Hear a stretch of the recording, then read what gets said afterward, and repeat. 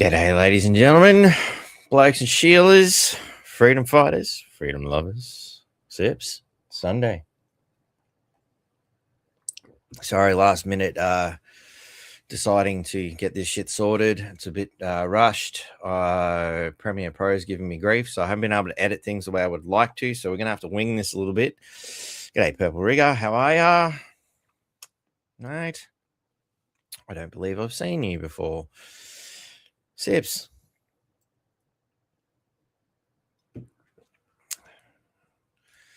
Lisa, how you going?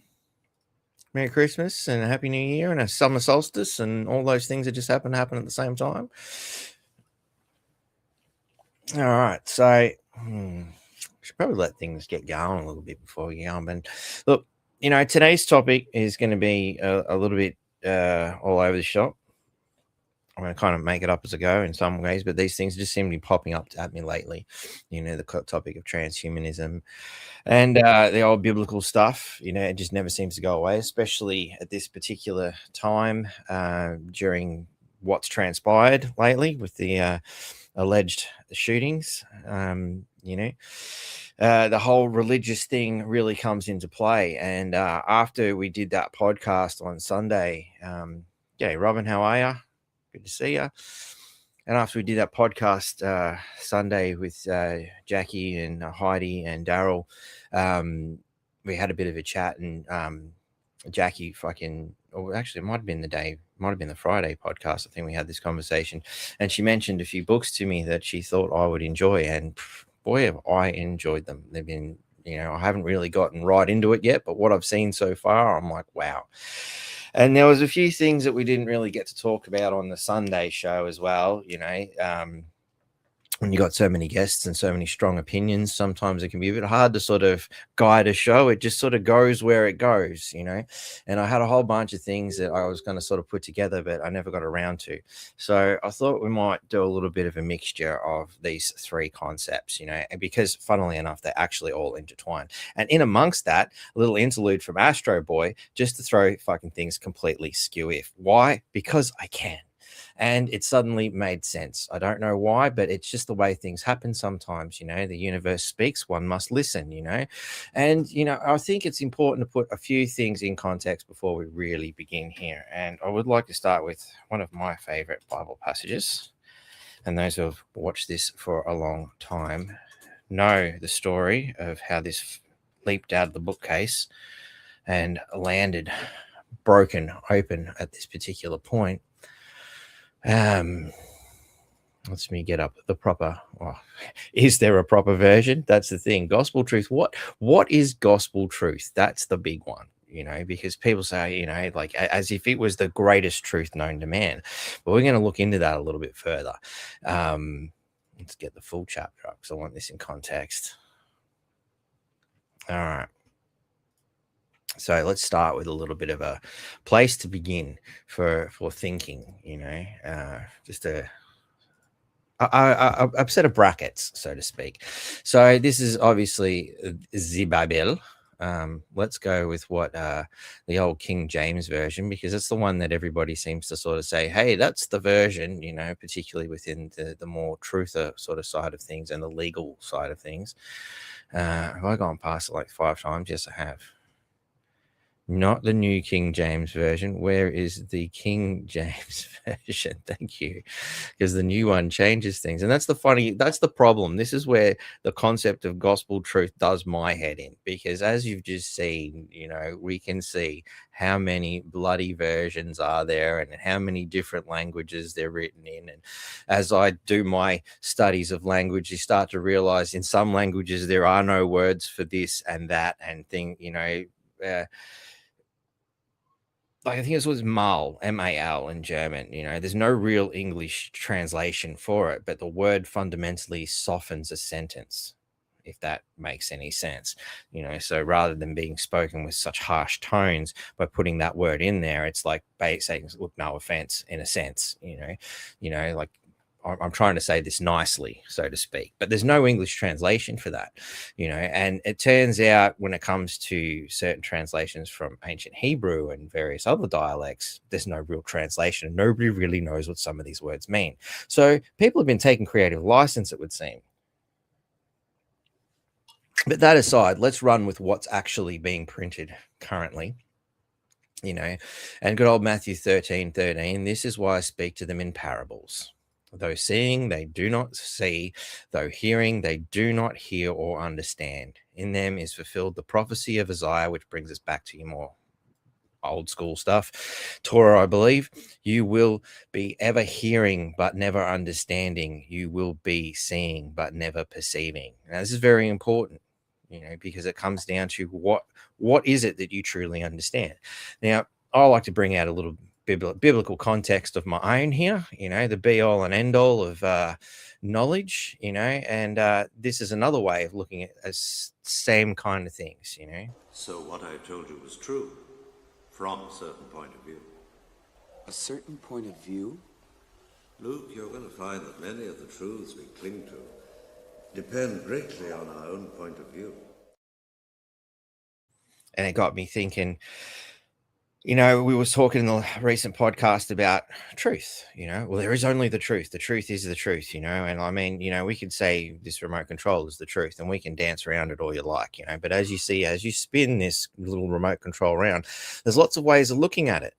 You might just see it from this point of view and go, hey, it's just a keyboard upside down. It needs to be that way, doesn't it? Oh, it's a remote, maybe you only see, oh, look, there's a giant Netflix button. It's a Netflix remote, maybe you only seen the Philips logo. It's for a Philips device, how do you look at this? What do you perceive? Do you take in everything? Have you looked at everything? Did you have the vantage point to see everything? Maybe you only seen this bit. Maybe you only seen that bit, so truth is dependent on a person's point of view based on what they've actually seen, But the concept, put forth here, you will be ever hearing but never understand. People can hear you all the time. Doesn't mean they comprehend what you're saying, especially if you say it in a different language. Excuse me. Or perhaps the same language, but with subtle undertones of, I understand this language better than you. So we can manipulate it in a way to make you think something, but it actually means something completely different. Welcome to legalese, so many different things that you can apply this concept to, but those are the base parameters I really want to sort of focus everything around today. Is it is just a point of view. I'm not saying I know out there everybody's got different points of view. That's awesome. Everybody's got different views on religion and God and all these things. That's wonderful. This is just a bunch of stuff that I've seen. I'm not saying it is true or isn't true. I'm not having a go at your religion, unless you feel I need to. If you feel it's important that I have a go at your religion, please let me know. I'll see if I can accommodate you in some way. But it's not the intention here. The intention is to just look at things for what they are and try to make sense of it with what I've perceived and experienced throughout my existence here, I guess. So this is all probably a little bit, what the hell is he going on about? So where's the good place to start? So why is this relevant? Let's go with a little bit of observation, so to speak. So, a few events have transpired recently, obviously, that lead us to, some basic things we need to, again, set into understanding. Netanyahu calls Trump a greatest friend to Israel has ever had, hailed his actions for the past 2 weeks. Now, this is back in February, Pauline Hanson, November 7th, speaks at Donald Trump's Mar-a-Lago One Nation. So there's a little video here that's about all there is from her site. But, it was news. But remember, this is in November 7th, okay? Events get happening really quickly here. So let's have a look at this video. That's taken Pauline Hanson away from a parliamentary sitting fortnight in Canberra to be a guest at President Donald Trump's Mar-a-Lago resort in West Palm Beach. Politics is a dirty game, and I never gave up. Yes, it is a dirty game to the extent that you might take someone's idea, run away with it, and never acknowledge it, hence the cartoon. The 71-year-old One Nation leader not only playing the representative of Australian Conservatives, but drawing parallels with her career and Trump's. President Trump and I have a lot in common in many ways. We actually are patriotic to our countries, to the people that we represent. We've both been on the Celebrity Apprentice. Hanson's Florida jaunt comes as her party's popularity surges. Recent polling suggests One Nation is eating into the coalition's vote, now commanding between 12 and 15% support, as the Liberals and Nationals share drops into the 20s. I actually was imprisoned for my political views, wrongfully imprisoned with a 3-year jail term. They were after Donald Trump as well, but they never got him in prison. I'm so grateful it never happened to a great man because Donald Trump. Now, of course, the big question is, who are they? Who are the they that keep imprisoning, these people? I think the important thing to remember, if you're a megalomaniacal lunatic and you've been playing these things for generations after generations, does it really matter which side people fight on? Does it matter if they're left wing? Does it matter if they're right wing? So long as you control the bird. Much like, who cares who runs the nation? If I own the money. Heard that one before? May have been a Rothschild of some sort, I believe. Just sort of putting that idea out there. Let's keep all these things into consideration. And there's this huge history here that, well, this is recent history. We'll worry about the deep history later. So the next event that kind of triggered in my mind, because this is, back in November 7th from, One Nation's website. Now, 3 days later, we'll find here from the Sydney Morning Herald, good time for PM to take a page from Whitlam's book. Now, you're starting to see a stage being set here. While I don't disagree with Sean Kelly that Anthony Albanese is too cautious, I think many of us understand why, with Got Whitlam being a case in point. And this is a 50-year anniversary. And as a very good friend of mine, who you are, buddy, points out, they love their jubilees. Now, think about this, the standard run of politics is only thinking 3 years ahead. The money masters, those behind the scenes, they've been thinking generations ahead. They've got a long time plan. So, when it comes to 50-year anniversaries and things, games like to be played out. Now, it's also been said, and I do have documents on it, I haven't had time to dig it up though, that allegedly Gough Whitlam's removal was at the hands of CIA.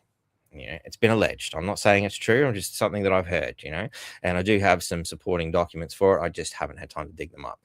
But isn't it interesting? 50-year anniversary of this sort of thing. A Labor Prime Minister run rogue, out of control, had to be removed, and you can see a stage being set again as we move through. We go to, what's this one? November 29th now. Breaking news. Pauline Hanson shocks the entire nation. Now, isn't this the biggest headline you've ever friggin' seen? It's a whole page. But this headline's too big, apparently, to be shortened. Pauline Hanson shocks the entire nation of Australia as she supports Peter Dutton's accusation against Prime Minister Anthony Albanese in an international court. So this is an international game, ladies and gentlemen. You can start to see it unfold now. I'm hoping you can see. He is unfit for office because he paid to buy votes from money-hungry parliamentarians. Now, as I understand it, that's generally the default position, but perhaps they took the wrong money from the wrong people as a theory, If he dares to sue me for defamation, we can meet in court, and I have a full list and evidence proving he did it. She further stated that he played unfairly by constantly making unrealistic promises to manipulate the public. Now, can you tell me a friggin' politician that hasn't? They all do that. So I think we better sack the lot and start again into voting for him. Securing a landslide victory. This is the sour grapes, I think, from the fact that the Liberals have been too left, and Pauline Hanson's picking up. Why? Because it turns out on a two-winged bird you need two wings. You can't all be on one side. The plane starts doing this shit. Immediately a tweet from Prime Minister Albanese's page sparked controversy and infuriated Hanson. So look, at the end of the day, you can see the basics of what's being played out here.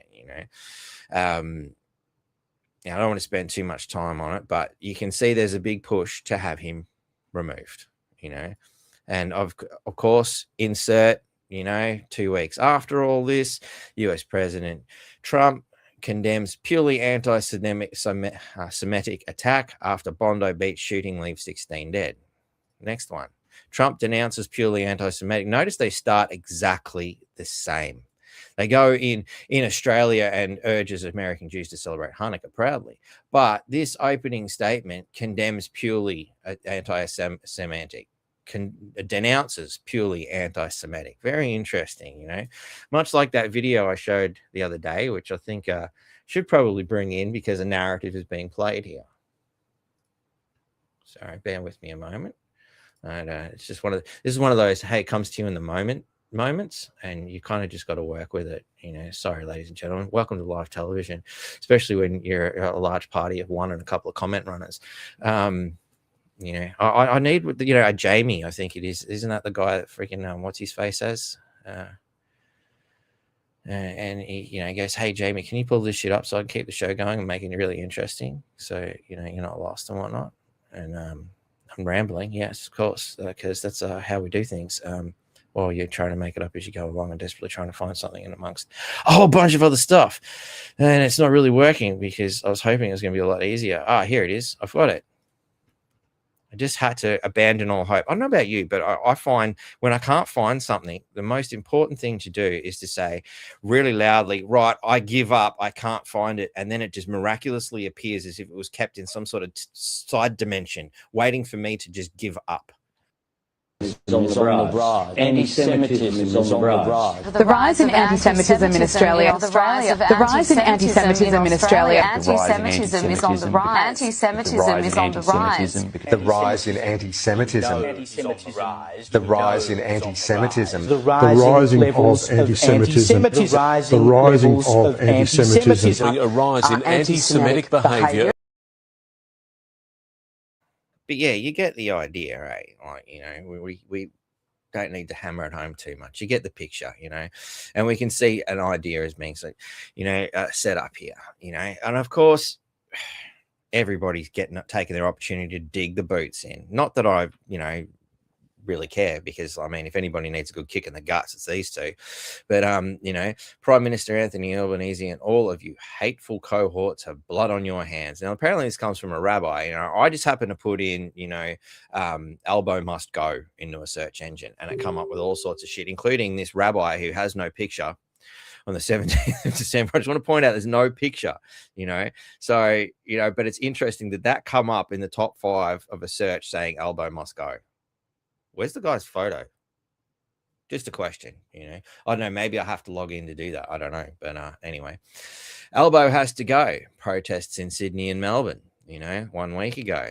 Scores of protesters calling for Albanese government to be sacked over the Bondi Beach massacre have gathered in the Sydney park despite pleas from state and federal authorities to cancel. And New South Wales police declaring the event unauthorised. It's unauthorized. Hang on. We haven't decided that you're allowed to have a voice yet. In this free and democratic nation, the police haven't authorized your ability to speak just yet. Come on, Australia. Haven't you got this right yet? You need to ask permission to wipe your own ass in this country. Welcome to not only the nanny state, the nanny country. All right. Now, if you actually think things are going to get better in some way, shape, or form, by shifting side to side to side to side, just have a look at a history book. Just putting that out there. But anyway, United Voice Australia, elbow must go. Other things are being circulated again. Rapist attacks 25 women, teen, and allowed to retain his visa. 28th of May 2024, but this is getting around again. So this continuously laxed approach to migration, let's say, has is really being called attention to now. And of course the Arab nations are the convenient enemy. Now, for those who recall, before this shit happened, I think it was the Friday before the Sunday of the event, I said, isn't it convenient they always seem to have a terrorist when they need one? Here we go. We have another one at the right time. And you can see we've just said a little bit of a story of how things have been prepped to go in a certain direction. blood on his hands. Anthony Albanese under fire after Bondi attack. It's just nonstop. But then we get into something a little bit different. So anyway, what I really wanted to get to is how long can Albo hold out is the $1 million question, because they've got their 50-year jubilee of, hey, we got rid of a Labor shill that wasn't doing as he was told the last time. We can do it again, I believe. And of course, I've seen statements, I haven't got around to digging it out, where the Governor General claims that she doesn't have the power to remove Albo. Could it be the fact that Albo put her in that position? Do you think there's a conflict of interest there, ladies and gentlemen? Freedom fighters, I tell you, freedom lovers. I don't know if we can love our way out of this shit show. Can we fight our way out of this wet paper bag? Who knows? Should we be looking for those sorts of remedies? I don't know. Perhaps we'll have, if you watched Friday's show, there's an alternative there that I will be looking further into, that's for sure. But anyway, there's so many things going on at the moment. It's beyond a joke. But anyway, we called this transhuman and the gospel truth, and we've talked about a whole bunch of other stuff. So let's take it to what is gospel truth, because let's face it, what's being used here is obviously religion. For the Jews versus Muslims. Now, I'm not a fan of either of those religions. I'm not generally a fan of religion in general, because it has with it some inherent problems. One of those inherent problems is the way people perceive it. Again, it's reminding, of the Matthew 13:13 thing. We should probably bring that back up just to keep this in context. Actually, you get it, and seeing they do not see and hearing they do not hear, nor do they understand, right? That's the basic principle, and it's been reinterpreted and changed multiple times. But what's important here is this particular book. Right. This is called The Naked Bible by Mauro Biglino, but we'll talk a little bit more about that guy. But this particular segment of the book, as you can see, it's only page 8 there. So the Bible, what is the effect of trying to reread it with Mauro Biglino? Sorry. Mauro? I don't know. I'm not Italian. It is as if the eyes finally widened, really, for the first time on something that we all have had under our noses forever. Now, I'd just like to say that on several podcasts, I have pointed out that many times I picked up that book called the Bible and just had this feeling that this bit, that makes sense. This bit, this is not right. Something's wrong here. I feel like something's been taken or something's been altered, something's been changed. It's not the way it's supposed to be. Just an inherent feeling. I've always suspected this. It is sufficient to just read the Bible as it is, and that's what we normally do. Normally do not do. This has been translated from Italian, so it's a bit rough. We limit ourselves to letting it be told to us by those who, in turn, had it told to themselves by someone else. Starting to hear the Chinese whispers yet? Without ever having to read it carefully. So like going to church and not reading it for itself, for instance, least of all in its original language. Again, we come back to what I started this podcast. I've probably got some new people here. Things get lost in translation quite easily because some words do not translate. There is no actual translation from one word to another, especially in the cases of some of these words, which we'll look into, that don't actually have a meaning in seemingly in any language. Incidentally, this has been happening continuously for over 2,000 years. It's called tradition. What's one of those things we just did? We had some traditional celebration, didn't we? Anyway, I think Coca-Cola sponsored it with that Santa guy. This is to say, notions that have traveled through time, crystallized in very specific forms. The sensation can also be the one of passing the same box from hand to hand over generations without ever opening it. Now, that's a really cool idea because it reminds me of a Terry Pratchett book called Truckers, I think was the first one. It's part of the Gnome trilogy. Brilliant book. Absolutely loved it. Highly recommend you check that one out. But what it contains, though, is it possible that we take for granted many undocumented statements that possess a somewhat mysterious and fairy tale-like flavor? So we can go on. There's quite a lot. This is just the beginning of the book, but I thought it was a really good sort of start with, because it gets you. What are we talking about? What are these things? And the question I've always asked in regards to this book called the Bible, and it's always called the Bible. Doesn't you've got to look for the fine print to see which version you're reading, how many times it's been reprinted, who's funding it, where it come from, which specific church supplied this one. There's so many variations, it's ridiculous. And it becomes, okay, so which one's the real Bible? Okay, so Bible's the word of God, but how can you have so many different words for the same fucking thing? I'm getting confused here.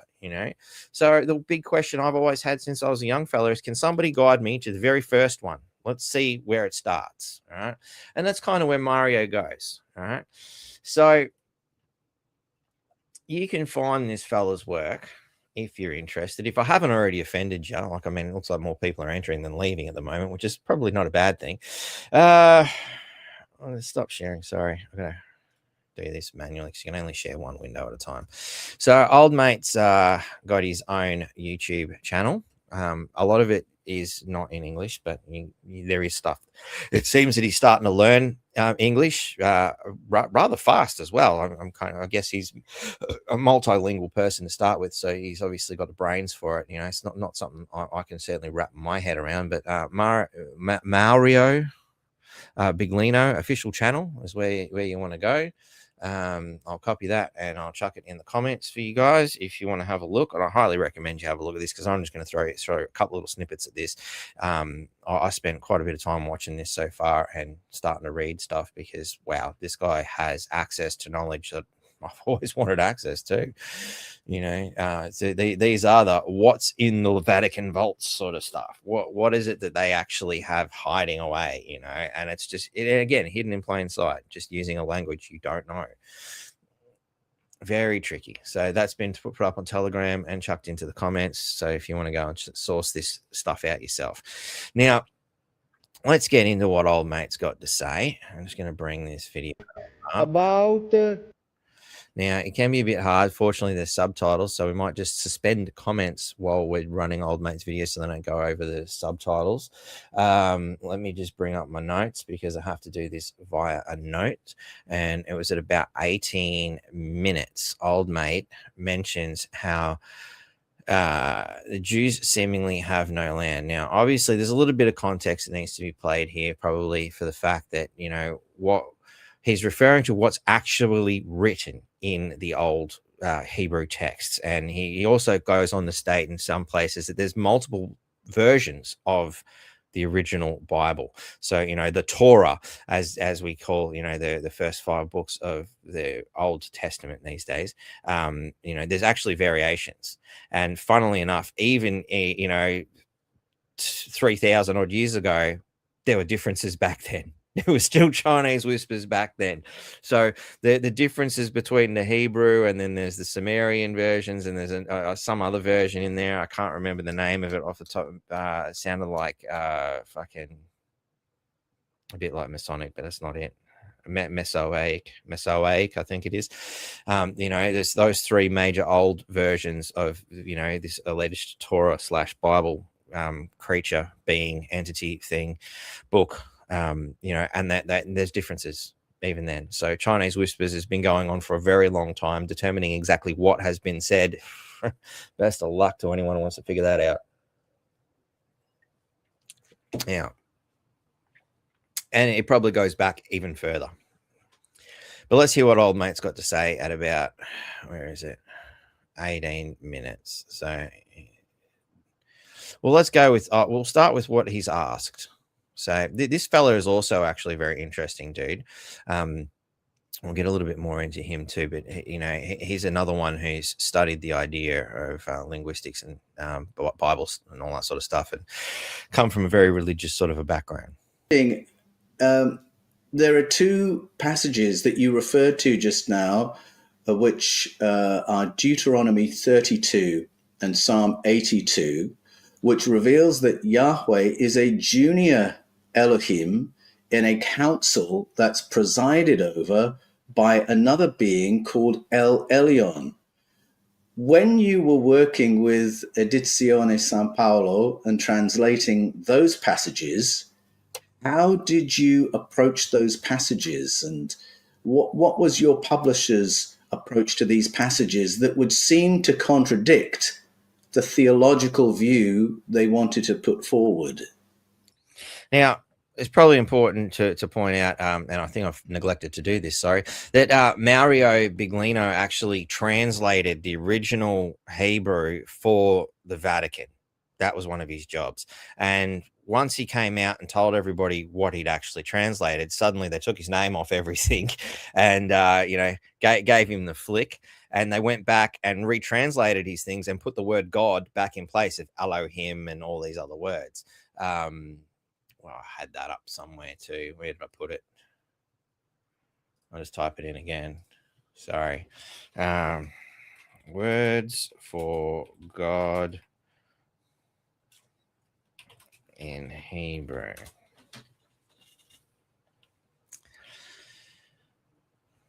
So you've got Elohim, as one of them, obviously. El is another one.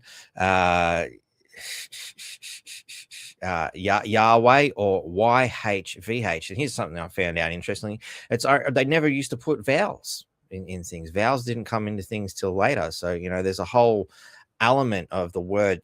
People say Yahweh, but we don't actually know if that's how it's said, because all you've got is YHVH. We don't have the vowels. So nobody really knows how it's even said, it turns out.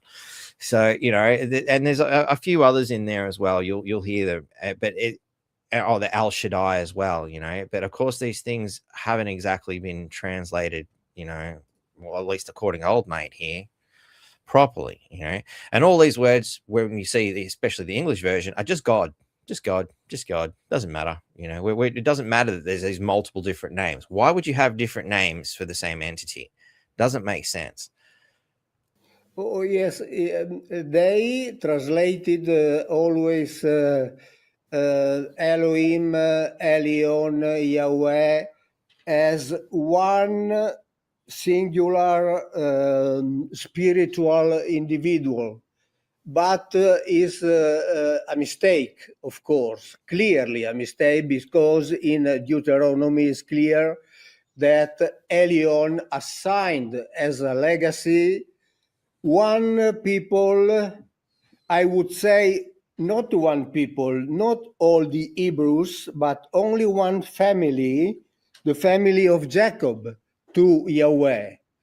And this family didn't have a land. Yes. But it was moving around on the desert. And so Yahweh had the need to construct a people in order to conquer a land on which they can dwell. But when I was working for Edizioni San Paolo, my job was, and this is important, was to translate word by word without interpretation. Yes. For this reason, I insisted that many key terms should be left in Hebrew. Elohim, Ruach, Kavod, and others. Just we said in our videos, in our many videos. But why this? Because when you leave them, you see how they behave in the text. Take Kavod, for example. It is always translated as spiritual glory.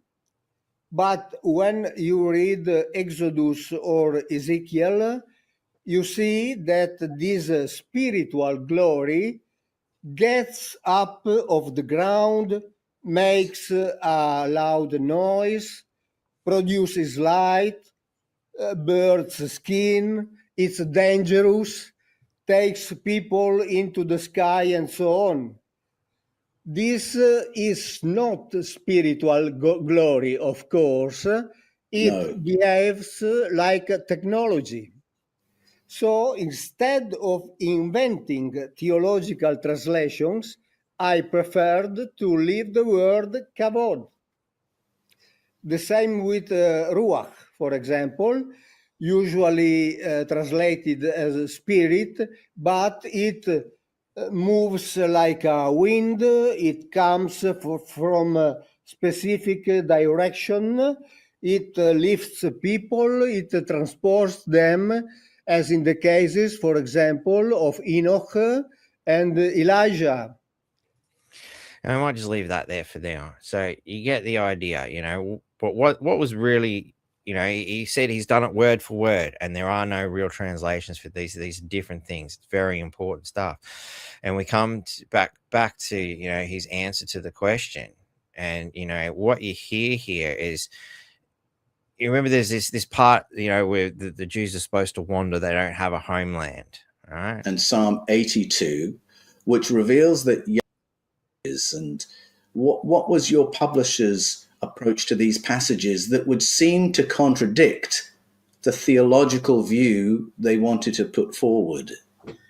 Oh, yes, they translated always Elohim, Elion, Yahweh as one singular spiritual individual. But is a mistake, of course, clearly a mistake, because in Deuteronomy is clear that Elion assigned as a legacy one people, I would say not one people, not all the Hebrews, but only one family, the family of Jacob, to Yahweh. So one family was assigned to Yahweh. And this family didn't have a land. And the family has no land. Yes. But it was moving around on the desert. Suggesting some kind of perhaps floating device, some sort of floating landmass. It's I'm thinking of Beast Wars. For those who haven't watched Transformers Beast Wars, it's a pretty cool little cartoon. The first season's all you really need to watch. Great to sit down and watch with the kiddies, and that has some very interesting ideas, again, floating cities and things like that. You'll see the same thing mentioned in Avatar. These things happen throughout science fiction quite readily. You know, it's interesting how they put these concepts of floating landmass, and it seems to be something that was in the Bible. Is that where some of these science fiction writers actually got their stories from? It's another one of the big ones. You know, a lot of people will sit there and say, you know, you look at these Hollywood script writers and all that. Where do they get their ideas from? Well, you go and look, they've got big libraries full of old school shit, and they're just taking ideas and reworking them into something new. So that's one particular element that I thought was really interesting. Another one, you know, again, you're probably thinking, hang on, this is sounding a bit sci-fi for me, Batty. I don't know about this shit. Well, I haven't gone far enough yet. If you think that's sci-fi, have a listen to this shit. So obviously this is old mate's book, and I have actually managed to find that you can acquire, well, that's I acquired a digital version of it. You just got to type in Gods of the Bible, old mate's name, and PDF, and you can usually find it. I'll actually slap a version of that onto Telegram to make life easy for everybody. If you haven't already, you know, gone through and gone over to Telegram yet, look, it is a lot easier than everything else, and I've heard apparently you can stream to it now, so it might be something to look into. So I'll just put this up here again. So you know, can we just drop the comments and stuff, please, for a moment, and you give your people a chance to scan that, or just go at NQ_freedom, the same as it is on Twitter. You know, get into it, because all the resources for the shows that I do, I want to give to the people as well, so that you guys have access to the same information and able to check where I got this stuff from, which is more than I can say for most people. You know, in the meantime, about the real meaning of Yahweh, for example. Yeah, let's just get it right after old mate's question. Hang on, let's get it. Again, I would like to have edited this properly, but for some reason, the gods were against me. Obviously, they wanted me to just run this like this. Translated for Edizioni San Paolo, they accept to leave some terms untranslated. So when he says they, that means, the Vatican themselves have allowed him to leave it the way he thought. He was employed to do that. His contract openly stated that he had to translate it word for word as it is. And that's what he did. And that's, they accepted that originally.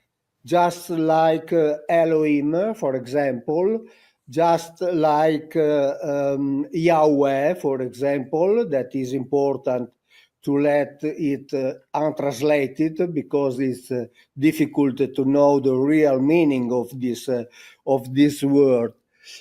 And my collaboration with Edizioni San Paolo. You can bring comments up as subtitles aren't coming up, guys. Sorry.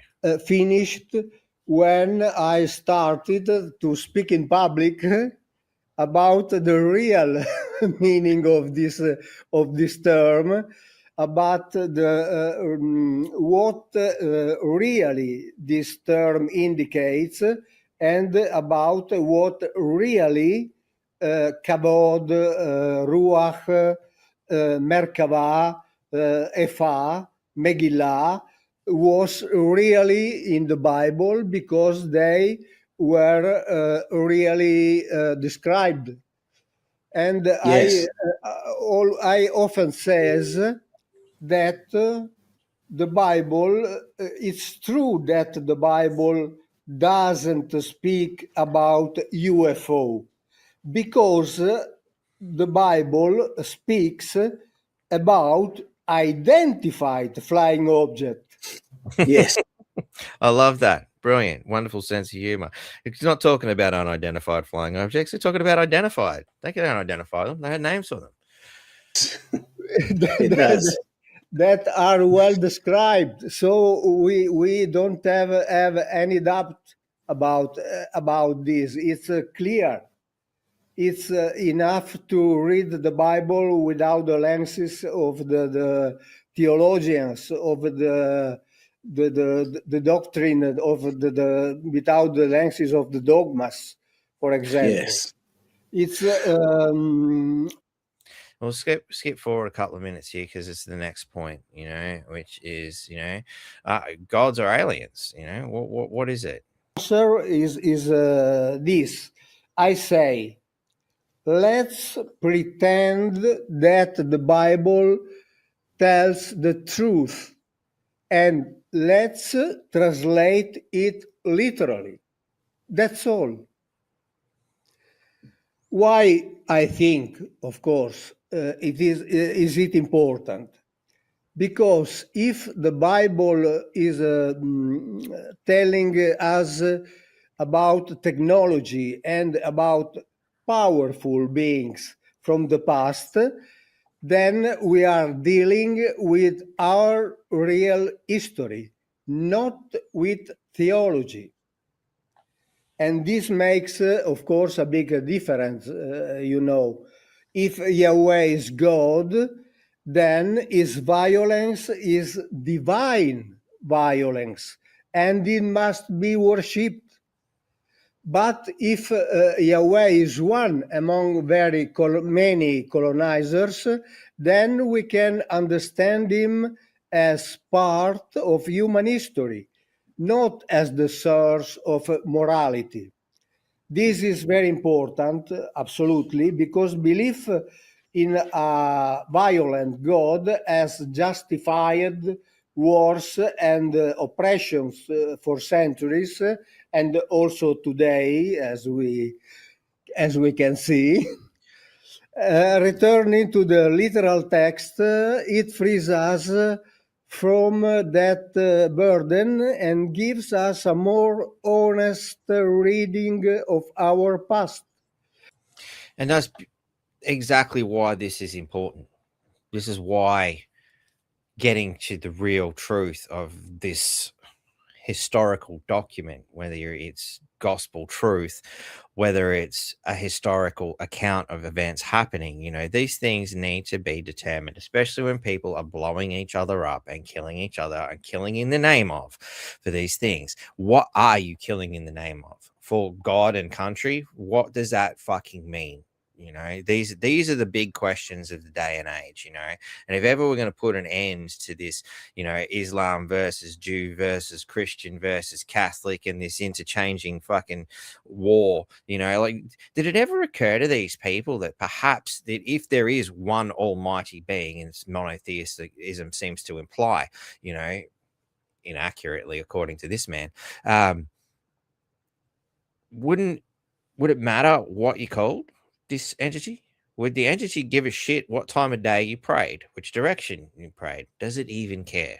If you had an alien ant farm, did you build it so you could watch the ants build a church in your name and sit there and waste all their time praying, you know? Or did you build it so that you could see the marvels that they could create, you know?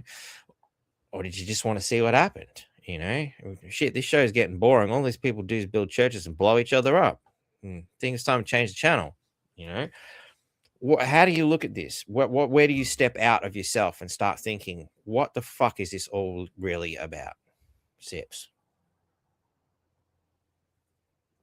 You want to destroy the current narratives? You want to destroy the universes? Well, not destroy the universes, but destroy this universal constant of continuous fighting over garbage? Let's sort out the garbage. Let's sort out what's real. You know, and to me, it's plain as day. It always has been, and I love it when shit like this comes along, because it's just like yep, I did it again. Yep, I was onto it years and years ago. I knew there were the answers were there, and I knew this is where it was going to go. I just didn't have the skills. And the beautiful thing I'm seeing here unfolding is that a lot more people with the skills are coming together. You know, and you'll notice in the background behind the fella on the right here, Mauro, I think he's Mario or whatever it is. I'm going to call him Mario because it's just easier. You know, Skies of Fire. That's with Eric von Daniken, for all those who have read Chariots of the Gods, you know, and all these different individuals with their different ideas are coming together. The same as old mate here. He's got his book in the background there, The Eden Enigma, if you can read it over his, well, my left, his right shoulder. You know, and they're merging together to come up with, you know, different ideas. And everybody's sort of, you know, what I'm really loving about this particular community here, we got people coming from translation, you got people coming from geography, you got people coming from, you know, archaeology, you got people coming from all these different directions, and they're all looking at this same problem with our history books, and they're all seeing the same thing, but they're looking at it from a different point of view, much like the analogy of the remote controls. This guy sees this bit, this guy sees this bit, this guy sees that bit, he sees this bit, and I'll drop it and put battery bits everywhere. But anyway, you get the point, you know. But they've all realized what the major device fundamentally is from their initial perspectives, and now they're working together to get an even better picture. And I'm loving watching this because it's turning out exactly as I predicted. I want to thank you for that comment, Silvertail. Love it. Love it. Brilliant. So in amongst that, you know, somebody also made a comment earlier. I think it was the Book of Enoch. I'd also like to bring to you that is not the only one that is missing.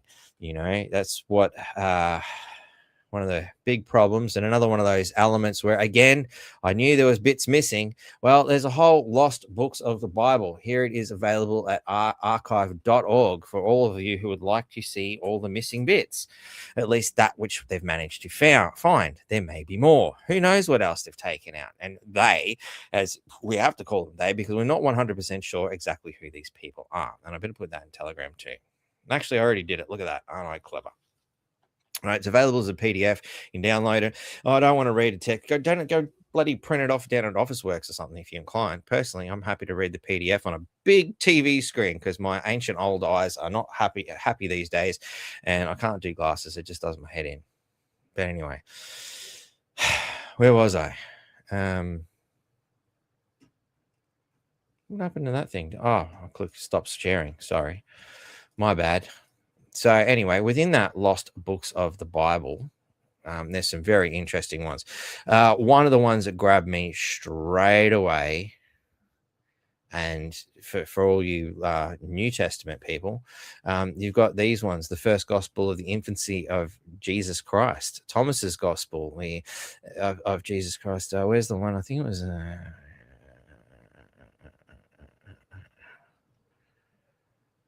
yeah, I think it was one of them. I'll have to have a look.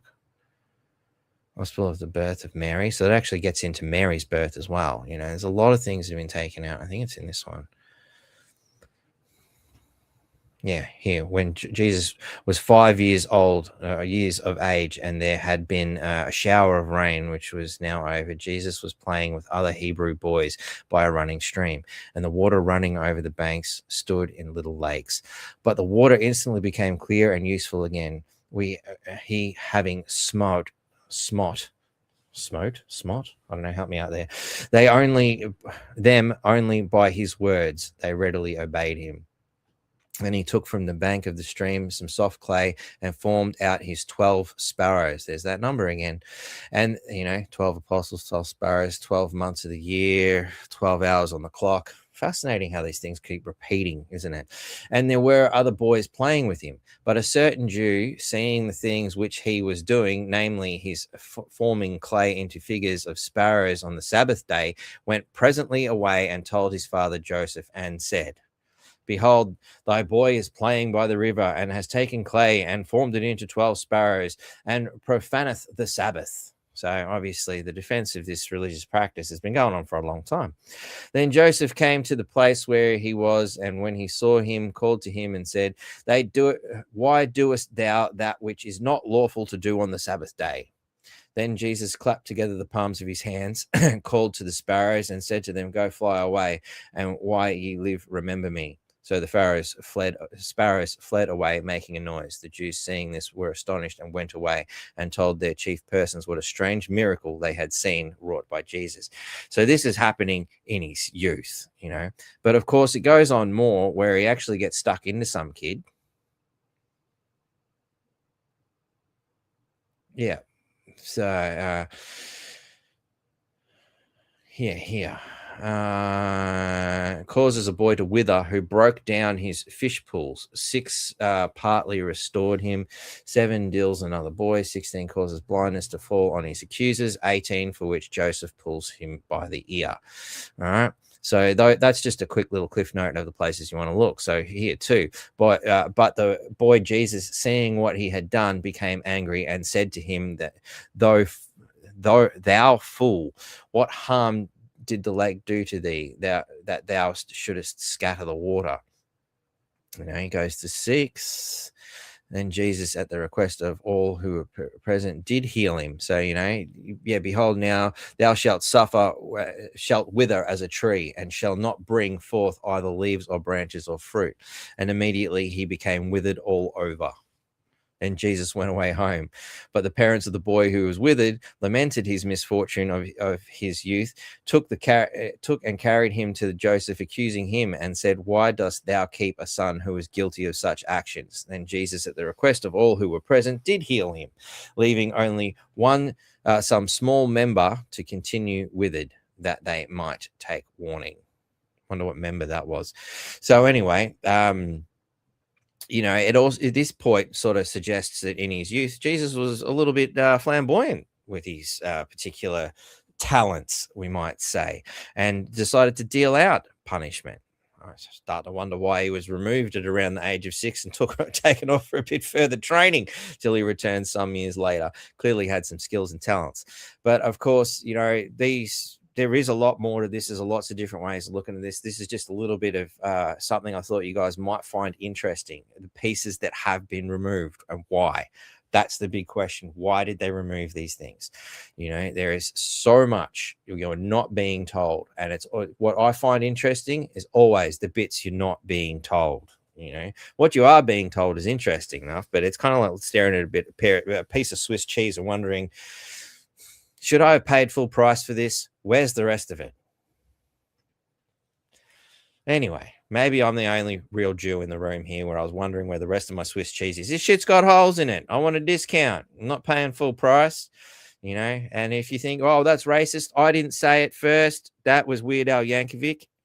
You might know it as, was the original song was White and... No, not White and Nerdy. That was a different. Was an Offspring song. The Weird Al's version was Pretty Fly for a Rabbi. It was Offspring's song, Pretty Fly for a White Guy. So in case we haven't offended everybody just yet, I don't know, maybe we can find another way to do that. But give me time. Give me time. I will find a way to offend you. Don't worry. It's my sole purpose in life. Yeah. Be like Eminem. I was sent here to destroy you. So where do we go from here is the $1 million question. So we've got all, everybody's pissed off at Elbow. We did that bit. We're not ready to go there yet. Okay, so let's. So this is an interesting part of that particular thing again. Let's bring this is important. All right, so at 37 minutes, he basically asks something to the effect of, "Is it possible to fake the Bible?" And when you look at the historical records, this is what old mate's got to say. The ancient people narrated the same. Sorry, I just wanted to acknowledge Jason. Wonderful crap joke. I don't have my crap joke box here, but that is an awesome joke. It's more expensive because it's holy. Yep, there you go. So that I guess that's the price of paying for your religious infusion with food. You get Swiss cheese. Histories, and it's important, but of course, the fact that at that time. There wasn't internet, and so that's right. If they invented, we have to accept that in America and in Australia and in Near East, in Africa, as you write in your books, all they invented the same histories. But it's ridiculous, absolutely. Now, when he says inventing the history, we're talking about the flood story. It's interesting how many thousands of cultures all around the world never communicated before all talk about the flood or a cataclysmic event. In some cases, it's not a flood. It can be a little bit different, but it's all around the same time. Absolutely ridiculous. Also, only to think that it's impossible. Absolutely impossible. All they speaks about the son of the stars, and it's impossible that all the ancient people invented the same history about the son of the stars who descended from the stars and taught to humankind writing, farming, breeding, building, living in organized society, and so on. So fundamentally, he's confirming, especially once you strip out all the, religious twists and turns within the original Bible, that it sounds a lot like the same stories being told by every culture all along the world. You just got to remove the word God and put back the words that were originally there. And all of a sudden, you start to see things making a lot more sense on a global level, very fascinating stuff. But we move forward, and the question some might ask, and a few have asserted, it's been collections of stories here, there, and whatever. I would assume this is the same. Much the way what old mate says here, it's much like the Grimm brothers didn't write those fairy tales. They collected them and put them into a compendium. Shakespeare allegedly didn't write those plays either. I've seen a few different arguments for that. One is that he again collected the plays from various other writers. And another one points out that old mate could not have had the linguistic ability required to write such plays, particularly with the underlying messages in it. And again, you'll have to go to the Gaia Network for that one. And speaking of which, there's a 50% off at the moment. If you go into the descriptions, you can get a 50% off of the Gaia Network over the holiday season. I think it's available till the 4th or 5th of January, something to that effect. It's in the description there. Go and check that out if you want to access some more of this kind of ancient knowledge. Because you can't look at this from any one particular point of view. If I haven't emphasized it enough, look, now I've even opened it up and now you can see the batteries. Oh, I bet you didn't know that was in there,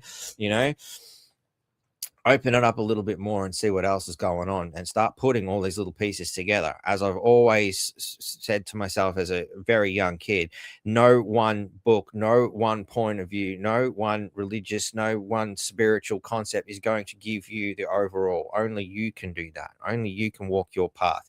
These are just a few tools to throw in a toolbox. You know, I'm not making any outlandish claims here or assertions that I know better, but I'm looking for people who do know better. And these guys just seem to have a little bit of an idea anyway. Literature to which it belongs. So to read the Hebrew stories alongside the Sumerian, Babylonian, Akkadian, and Assyrian stories.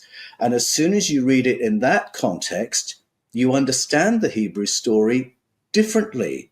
You recognize what kind of story it is. You can recognize a story that's been based on someone else's story of sky people. These parallels become very clear. And similarly in the New Testament, if you take it out of its bubble, put it in its context, read it alongside other Greco-Roman literature, you will suddenly start recognizing the tropes.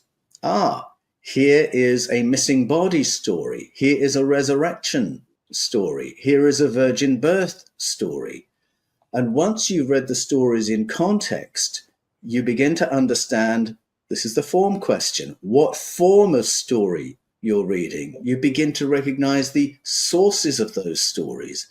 And for me, doing that work was like taking the red pill in the movie The Matrix. It opened up a whole new world to me. And so it sent me then to read the stories of other cultures and the stories that came out of the source cultures. And again, I would approach those in a similar way. So if I'm reading a Babylonian text like the Enuma Elish or the Atrahasis tablets or the Epic of Gilgamesh, I have to have a number of translations in front of me to see how they have dealt with the translation work. And if you have a number of translations, it gives you an idea of what are the questions around this word? What are the possibilities around this word? And having the number gives you a sort of 360-degree view of how that word works. I also find it helpful to go back to the earliest translations of the Mesopotamian cuneiforms, for instance, because often in the earliest translations, what you have is someone who's trying to render what they have found without trying to make it make sense. And I find often that as we go through the history of translations, we find the sort of theological aspect comes in. People want the text to make sense. They want the reader to understand it, and you get a bit more interpretation rather than brute translation. So I always have a number of translations, but I often favor the oldest ones to try and get the most primitive handle on the texts. So that's been my general approach to the stories and to getting. Well, that wasn't exactly what I was looking for as part of the whole plagiarized, collected works, perhaps, as opposed to plagiarized. You know, it must be somewhere in this video. You'll have to find it yourself. Watch the whole thing. Honestly, I reckon it's definitely worth a look. But there is another section here. You know, the question. You know, a point I resonated with here. Our old mate responds to the question. You know, something to the effect of, do you still use the word God? You know, how do you perceive this now that you know what you know? And especially since old mate on the left here, you know, I'd say bald guy with glasses, but they're both bald guy. One with a beard. He's you know, come from a very religious sort of background. That's where what's led him to where he's at, you know. So it's interesting that he says similar things to what I would say. Our friends ask me what I think about God. That is the problem of the problems, of course. And knowing your life story, I am certain that they will be eager to hear your view as well. Based on your studies and the conclusions you have reached through your research. What is your idea of God? Would you share it with us? But just a moment before we close, I'd love also to hear what future projects you have and how be doing courses through that real time. I think I do still use the word God when I'm thinking about the source of the cosmos. And this is a difference really between the Old Testament, the Hebrew scriptures, and the New Testament. We said earlier, there is no word that means God in that sense in the Hebrew canon, but there is in the New Testament, and it's the Greek word theos. And there's a moment in the New Testament when the Apostle Paul has to tell his audience what he means by the word theos. So when we read the Gospels, this is the word Jesus uses, theos. And he addresses theos as pater, father, and speaks to theos as Abba, daddy, or sir. Paul is now speaking to this audience in Athens, and he says, by theos I mean the source of the cosmos and everything in it, that in which we all live and move and have our being, of which we are all offspring. Now, I don't know about you. I'm thinking Yoda, where he's talking to Luke about, the force is everything. It's between us. It's you, me, the trees. It's everywhere, Do I have that quote ready? No. Sorry, I don't have that one in my Star Wars bank, sadly. I should have that one there. But anyway, there is a Star Wars quote that kind of works if you're still stuck in some ways. It might help you. Always with you what cannot be done. Do you nothing that I say? Master, moving stones around is one thing. This is totally different. No different. Only different in your mind. You must unlearn what you have learned. You must unlearn what you have learned. Make room for what's coming. And when he defines theos that way, it's a pretty good explanation of the Greek understanding of the word theos. And what I like about it is, first of all, there's no separation in that vision. We are all expressions of the source. We are all emanations of the source. My intelligence is a participation in something that's a property of the cosmos. My consciousness is a participation in something that's a property of the cosmos. I am intimately connected with the source and the source with me. We're intimately connected with each other. And I love that vision because there's no separation. There's no separation anxiety. I don't have to claw my way back into God's presence because I'm already in God's presence. I like it because it's a very cosmic view that is almost a non-religious description of God, which I like. Okay. And so when I use the word God, I'm not thinking of a being or a person or an entity. I'm not thinking of the ultimate king or a puppet master. I'm not thinking of the Almighty, which, as you mentioned, is an invented translation anyway. I'm really thinking about the source of the cosmos. And I think there's no way to describe the source of all things in a way that isn't mind-bending.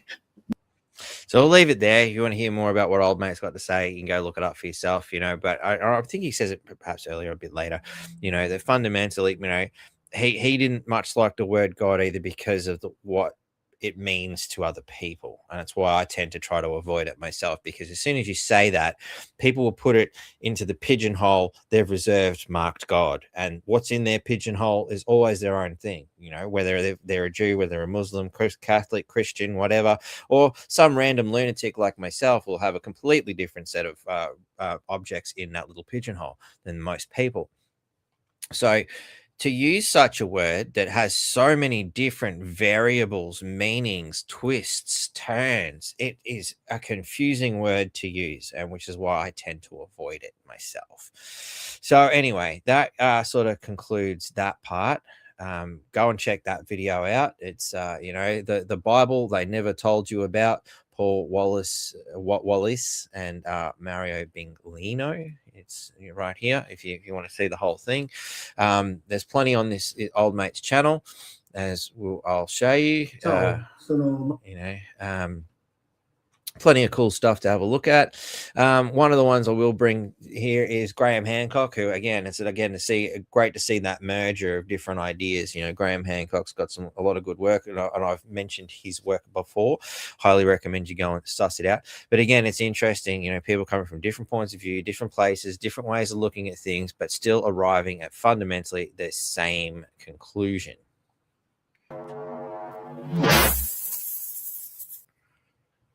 So, Maro, a pleasure to meet you. Get past the very nice. At stake is translation. The translation. We have many versions of the Old Testament. Yes. We have. Now that's the gold. We have many versions. We have many versions of the Old Testament. Yes. We have the Old Testament of in the Masoretic version. Yeah. That is the official version. Mm-hmm. We have the Old Testament of the Samaritans, mm-hmm. who contains 300 differences from the Old Testament of the Masoretic. Mm-hmm. We have the Old Testament in the Dead Sea Scrolls mm-hmm. that have, for example, only in the book of Isaiah, 250 differences. Okay. So we have many Old Testaments. So there you go. The Dead Sea Scrolls, for which they hold so much, have 250 differences. Here it again. Old Testament in the Dead Sea Scrolls mm-hmm.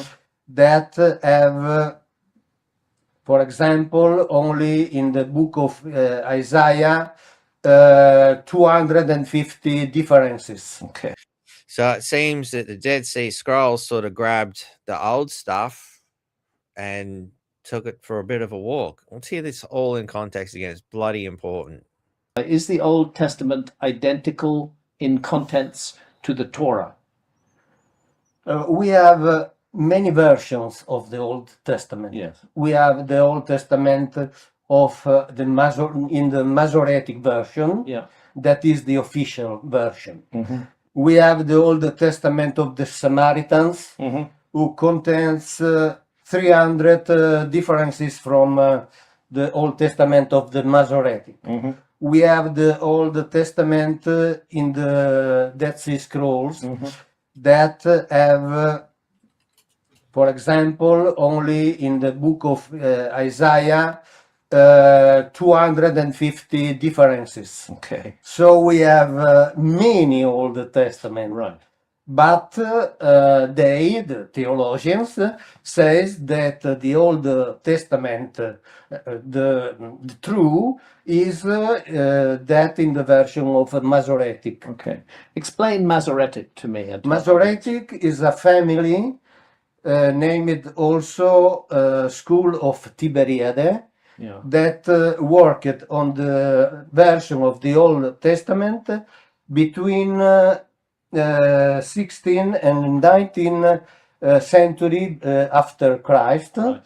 And they added the vowels, right. Because the Old Testament was written only by consonant, so the people could read it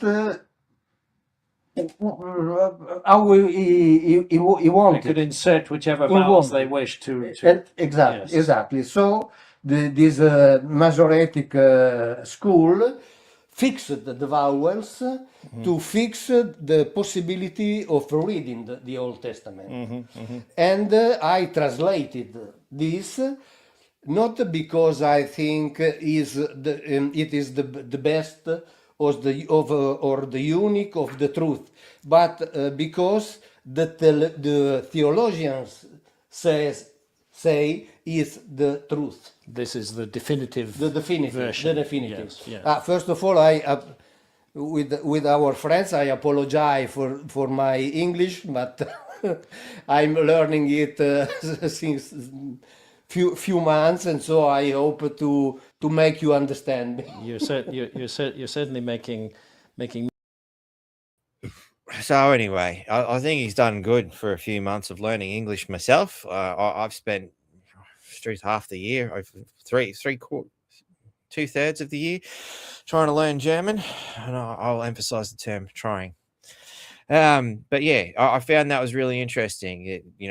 There are multiple forms, and the Hebrew is not considered the oldest version. It's the Mesoeric, or however you say that fucking word, And again, these are only 3,500 to 4,000 years old.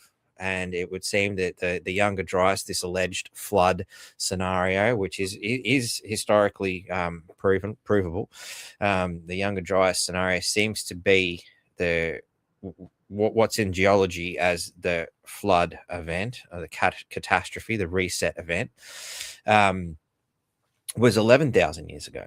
So there's a big jump from this 11.5, I think it's closer to 12,000 really, to the 3,000 to 4,000 year where we can get the oldest writing. There's a big chunk there.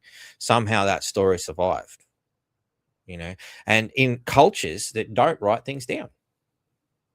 But once it comes to the written form, things start to get tricky. You would think writing it down would actually make it more secured, because, in an essence, it has, because people have managed to go back and read it properly now. And it's taken us, 4,000 years of manipulations to undo all those manipulations, come back to that 4,000 years ago. Well, that's what they said 4,000 years ago. I'd like to know what they said 12,000 years ago myself. That would be really good. I wonder who's got those books. Do they exist? Have they ever been written? That's another story, the more you look into these things, the more you have questions as opposed to answers. And that's the unfortunately very frustrating part about this. But the good thing is that a lot of this is coming out, because when I first read Chariots of the Gods as a young kid, I'm looking at this going, this makes more sense than the fucking Bible to me, and now the Bible being properly translated suddenly makes sense to me. So thanks to those wonderful scholars and brilliant minds out there who are doing the things that I only ever dreamed of. Cheers. Sips. But what has all this got to do with the idea of transhumanism? You were probably asking, Batty. You had transhumanism in there. Now, actually, before we get to that, I'd also like to point out Georgia Guidestones. Old mates talking about all these different cultures and whatnot. You'll find that Georgia Guidestones basically telling you, yeah, we know that. Obviously they blew it up during Convid 1984, and of course it was right-wing extremists that did it, because it's always right-wing extremists. Just ask Elbow. There's the destructive.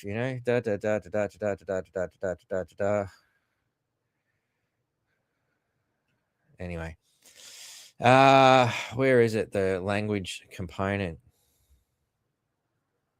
So there's maintain humanity under 500,000 or 500 million, whatever. And everything else sounds pretty good. Be not a cancer on the earth. Anyway, where is it? Guidestone languages. So you got your 8 rectangle, Hindu, Arabic, Chinese. Where is your core? I'm trying to get through this too quickly. I might probably skipped over it. But you got 4 main languages around the edges of the square. So you got Babylonian, Classical Greek, Sanskrit, Ancient Egyptian. And that's on the headstone. So this part at the top here. So those are your pillars. These are the pillars holding up the ancient language. It's almost like it's upside down, typical sort of thing. So you got your modern languages around it, and you got your ancient languages at the top. These fuckers know what's going on. You know, they have been manipulating and twisting and turning this shit, and they're showing it to you. They're so arrogant about it, and that arrogance is becoming their undoing, as far as I'm concerned. People are starting to see through it. You cannot hide it. We have the internet now, you know, so they're in a lot of trouble. We're finding the lost books of the Bible. These things are coming to fruition, and I'm sorry for those who are still clinging to old beliefs. It is time to start asking yourself the question: have I been told the right thing all my life? Is this really what it's all about? Is that what really was? Where did I get this story? Why do I believe what I believe? That's the big question you've got to ask yourself. You're here, so you got past the COVID bullshit. You got past the basic. This is obviously a lie. Now it's time to start picking apart the rest of your life. You know, start really seeing everything for what it is. So anyway, which way do I do it? Millions of questions, millions of thoughts, so many different ways of doing this. So I guess we'll start with why. Why did I bring transhumanism? Because the Augmented Humans 2026 festival is happening on March 16th to the 19th, you know, in Okinawa, Japan, of all places. Now, this is the kind of shit that only, you know, the gods, you know, the universe, the spirits, the whatever, fill in the blank, the great unknowns, the entities that like to, you know, hide things until I go, right, I fucking give up, and then it presents itself and pulls it out of some pocket universe and places it in front of you. You know, these little buggers who like to play funny number games and with my Speedo, and, you know, have, you know, what we got, 1 2 3, there you go. I look right up now, it goes 1 2 3, you know, just to prove the point. You know, they do funny number games, and they do it at that point where I'm like, I need that. Oh, look, there it is, 1 2 3. So 1 hour and 23 minutes, in case you were wondering what 1 2 3 is. So anyway, just to point out how these things work, and you can check that with your own friggin' things, you know, as you know, shit, did he actually say that at that time? Yes, I did. So anyway, Augmented Humans International Conference 2026 will be an in-person event held in March 2026 at Okinawa Institute of Science and Technology Graduate University. The conference focuses on physical, cognitive, and perceptual augmentation of humans through digital technologies. So they're focusing on digital technologies. The plural, human, emphasizes the move towards technologies that enhance human abilities beyond the individual and will have the potential for impact on a societal scale. Now, why have I merged this with biblical stuff? Well, if you look at the biblical stuff we're talking about, they were talking about advanced technologies. It didn't seem to make a lot of sense, you know, at least to the people then, and probably not to a lot of people now. But these things seem to have happened. You know, there was, you know, whatever you believe, you know, whether it's science or whether it's Bible, there was a civilization before us. That much is true, you know, because the science seems to indicate there's, you know, from Göbekli Tepe and things like that, cultures that predate the flood. You know, the evidence is there in the archaeological record. You can manipulate that as much as you like, but you can't get past certain facts, you know, and this is where their narrative is crumbling something fierce, you know. And the religious concept obviously says it, you know, like, I mean, before Noah, there was a whole section of the Bible before that, wasn't there, you know, which indicates some form of life form beforehand. It's just common sense. So, but, you know, then you take into account things such as the great city of Atlantis, which was a highly developed, amazing fucking technological city, as it's described throughout the ancient Greek world, you know, and into the modern version as a result, you know. So what were they doing? What were they fucking with that allegedly made those above, gods or otherwise, come and rain hellfire down upon us because things got out of control, you know, and left us with all these stories of all these gods doing horrible friggin' nasty things to each other. And when you read the Old Testament, it's some pretty nasty shit happening, you know. It wasn't exactly a nice God. Might explain why the Jews who have not taken on the Jesus, you know, more peaceful, love your neighbor sort of stuff, are still in a very violent state with their neighbors, perhaps because they've got this evil God, you know, that's mean and nasty. It turns people to fucking salt and shit when you don't do as you're told. Sips. And of course, Islam, they seem to have the same kind of tolerance, you know. So is the perception of the Bible perhaps what's created a very big problem here? Anyway, the conference proceedings are planned to be published in the ACM Digital Library as a volume. The topics: AI and human augmentation. So obviously, putting those two together in one category seems a little bit disturbing. Human AI symbiosis and co-evolution, augmented, virtual, and mixed reality. I'd like to say thank you to Richo for pointing this out to me too. Brain-machine interfaces. I love the way they've got a little letter thing for everything. BMI, XR. Doesn't it cool? It's almost as good. Anyway, we'll get to that. Cognitive neurosciences for human augmentation, cyborgs, exoskeletons. Who's a fan of Starship Troopers? If you love that movie, get the book. Exoskeletons, you'll see. And assistive technologies. Teleexistence and cybernetic avatars, augmented sports and human sports. Now that's an interesting idea. Augmented sports. So is this opening your transgender sports?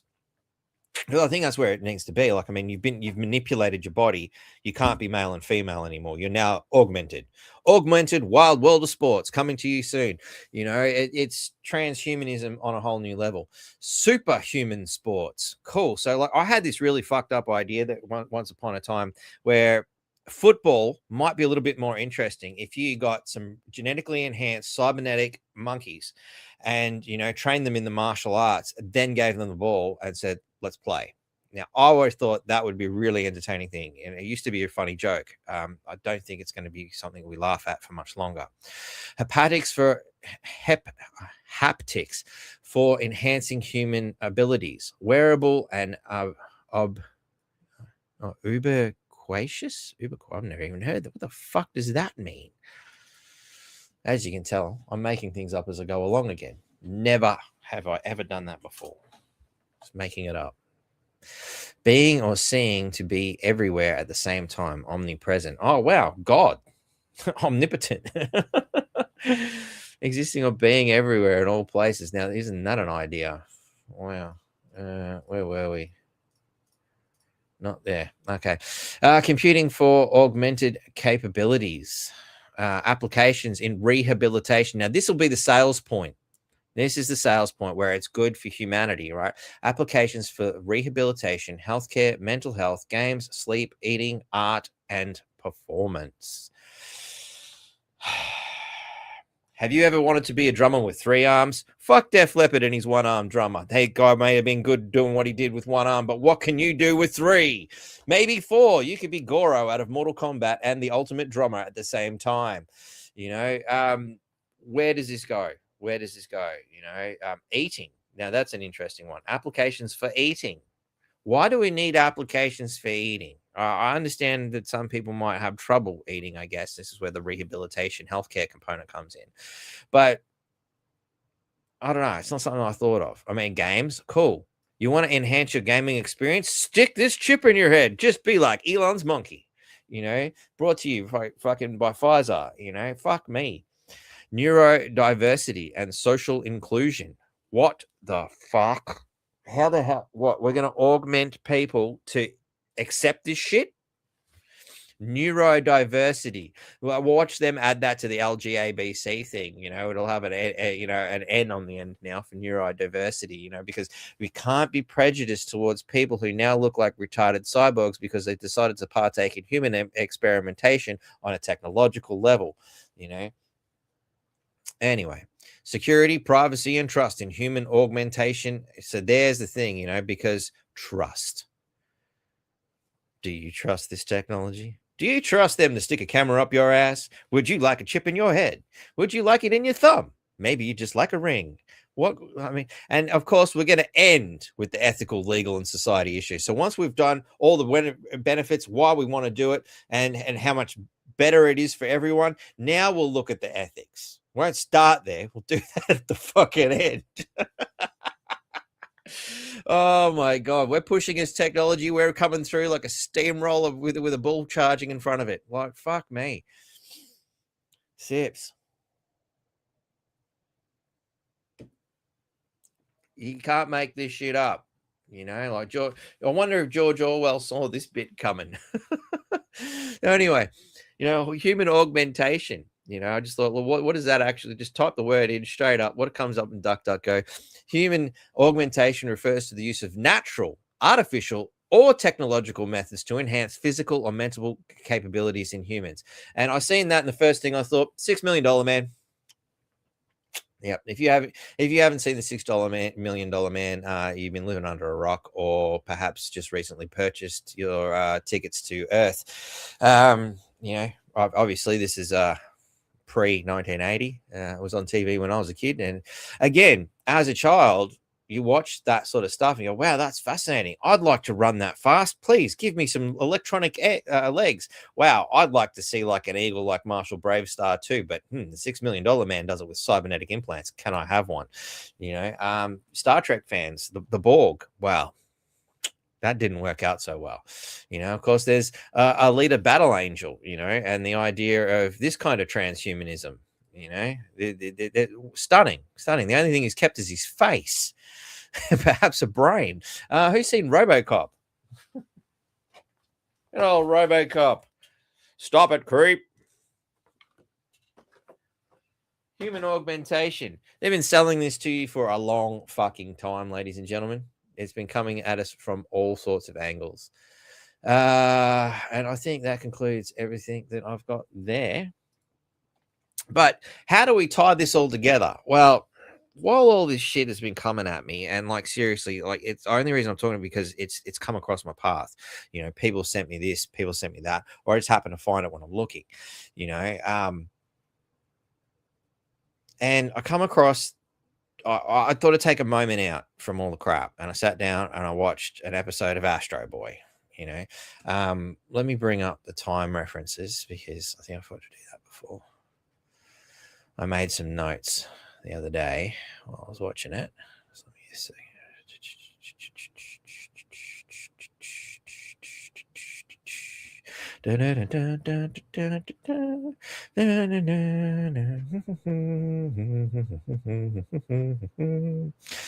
Actually found some very interesting things in Astro Boy other than that, but we'll get to that in a minute. You know, I mean, Astro Boy is pretty cool. Why wouldn't you want to watch Astro Boy? Hey, like, I mean, it's fucking badass. Could have sworn I made time notes. Where did I put them?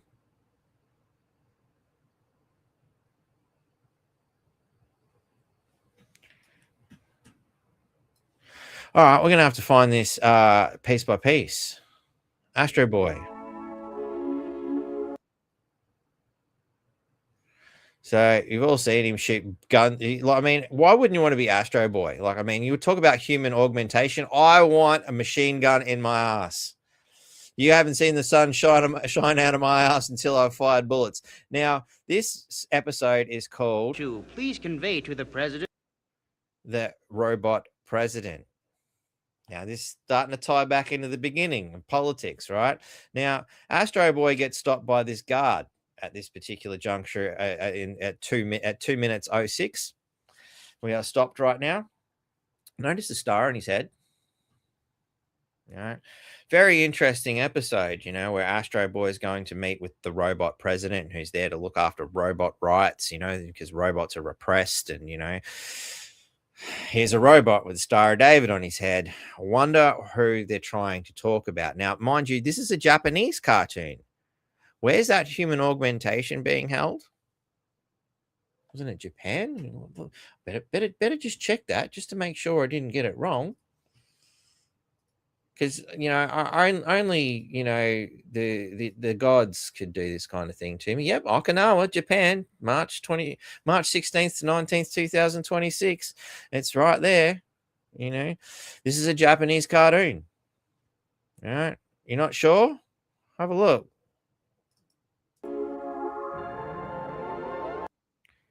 Yep. Looks pretty Japanese to me. Anyway, he gets stopped by this robot who's telling him all about the laws. And, you know, obviously, Daddy Walrus here, you know, he's also a bit of an action hero when he's not being a school teacher. He's telling this robot, I've got permission to allow a robot to be a robot in a robot land. Thank you, Mr. Robot. Interesting concepts, you know. But what continues to go through this story, of course, is, I couldn't help it. They're all holding their hand up and just kind of, anyway. Look, they come over to robot land, interesting flag, wouldn't you agree? Yeah. And of course, these are the bad guys to the robots. So we got robots running around with half a body, and lots of really entertaining stuff. And then he gets the rest of his body, and we keep moving. And of course, old mate, he's got war medals, so he must be important. Which is interesting because he's a robot. Here's the robot president. And he looks amazing. And why wouldn't you vote for him? Doesn't he look good? But of course, he's being oppressed, and all the robots keep voting for robots. But there's too many robots because they brought too many in to do all the work that humans are too lazy to fucking do, and now we have this evil purist kind of person with a somewhat Roman looking sort of outfit going on, and next thing while they're giving their speeches about how robots shouldn't be running the show, it should be humans. Oh, look, there's a Nazi salute. Something shit.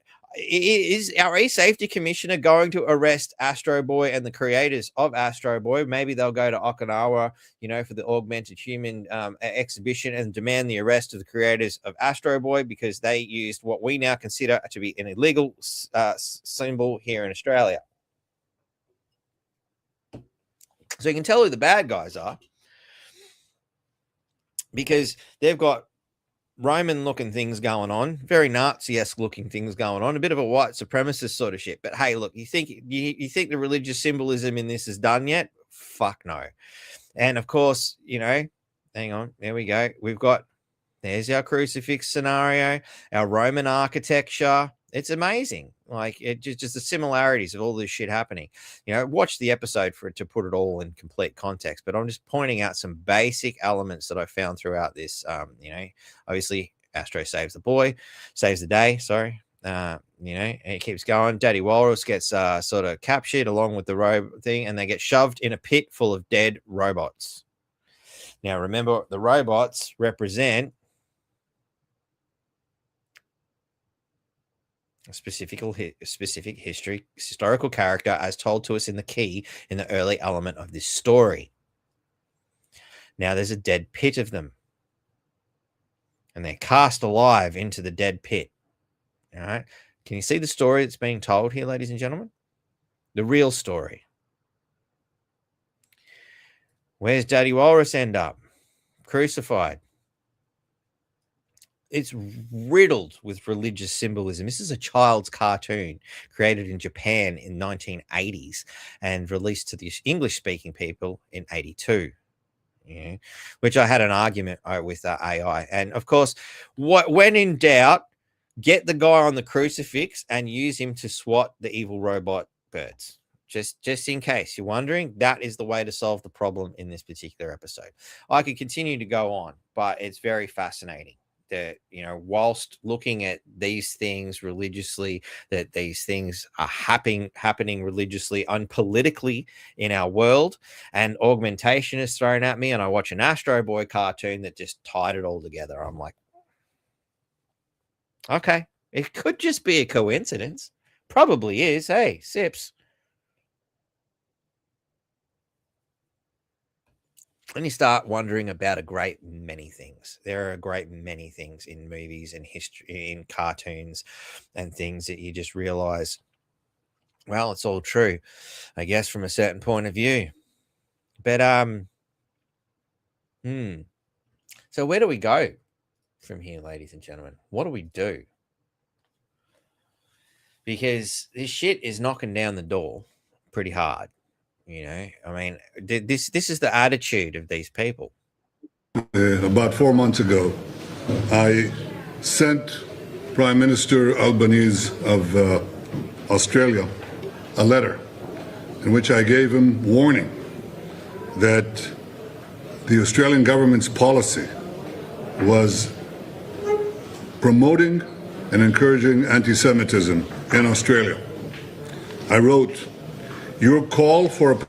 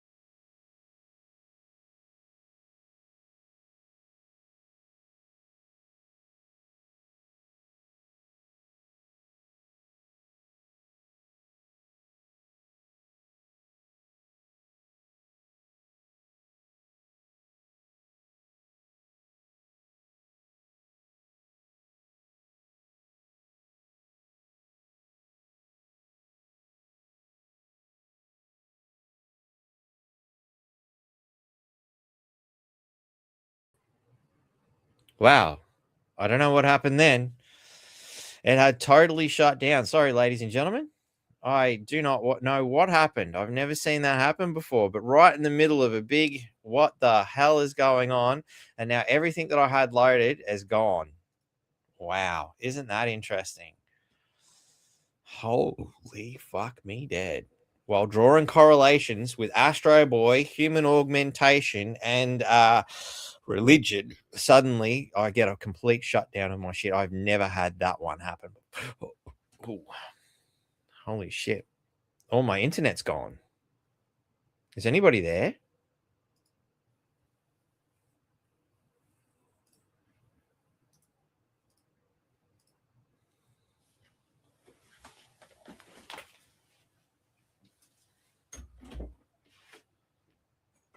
Can you guys see anything?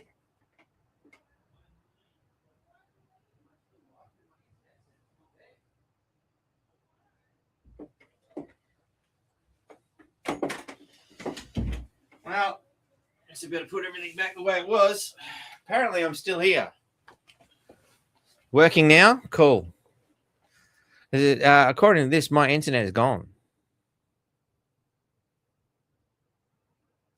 This is the weirdest shit I've ever seen.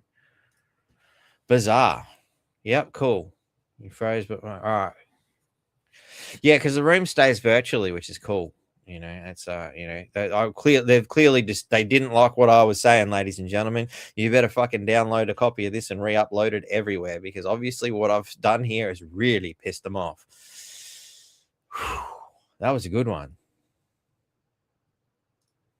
So yeah, we'll get back to Mr. Yahoo. About 4 months ago, I sent Prime Minister Albanese of Australia a letter in which I gave him warning that the Australian government's policy was promoting and encouraging anti-Semitism in Australia.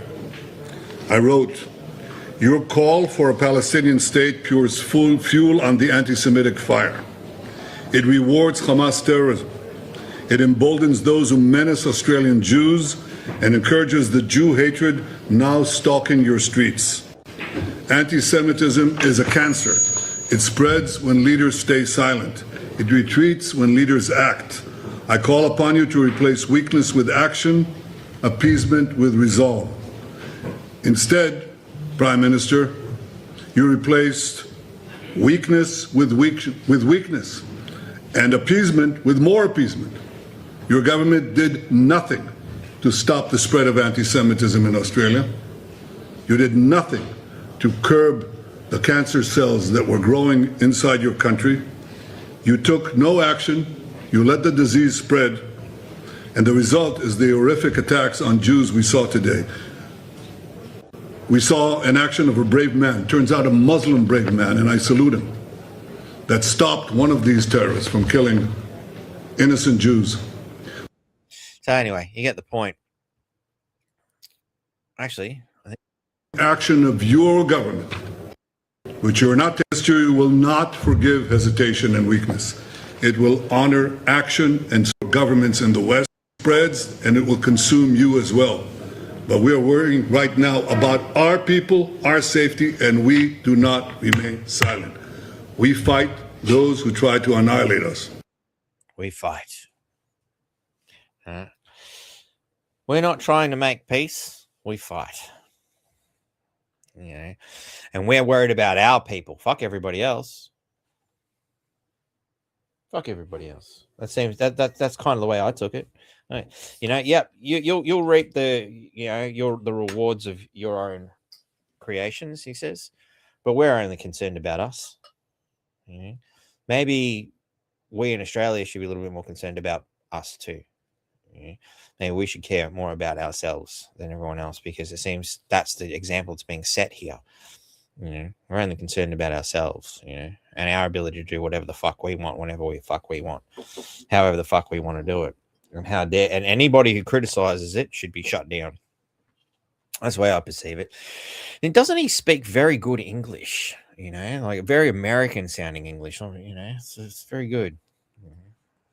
Anyway, So, to conclude everything, obviously, there is a big game afoot here, a big, long game that's been going on for a very long time. And the thing is, once you've seen it, you start to see them playing the same stories over and over again, the same setup, the same building of a narrative, but they're doing it a lot quicker than they used to because they're trying to get their end games through a lot faster. Here's another one that, it's actually quite hard to find now, but let's see if we can find it just to, if